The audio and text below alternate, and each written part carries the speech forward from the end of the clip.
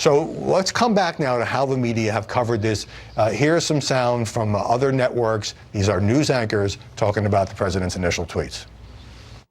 4 Democratic congresswomen of color have just spoken publicly as a group for the first time about the racist tweets aimed at them by the President of the United States. President Trump has sparked a storm of outrage after a series of racist tweets targeting members of Congress who are women of color. President Trump today denying that his racist tweets were racist.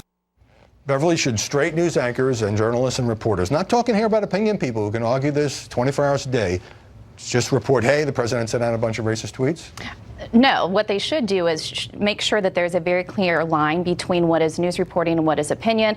Obviously, you're seeing that line blurred. It's been blurred for a long time. There's a reason why Donald Trump is even going to get some traction with these comments, because it's not just that people disagree with these congresswomen on policies. They also think the news media has been very biased to them. This is an example. You would never see the same type of treatment with President Obama. The Washington Post editor Marty Baron said the paper started just calling them racist because the go back trope, he says, is deeply rooted in the history of racism in the U.S.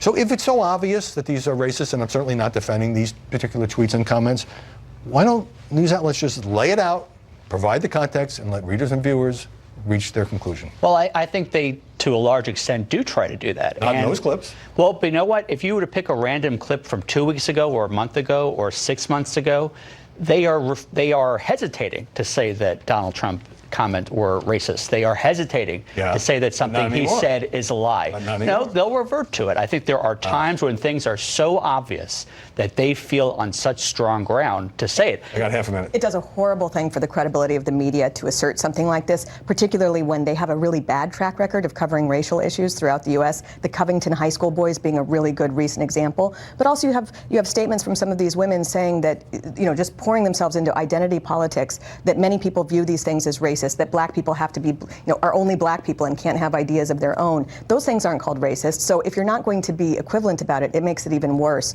Just say what he said, let people make their own minds up about it, and it will help the credibility of the media. All right, let me get a break here.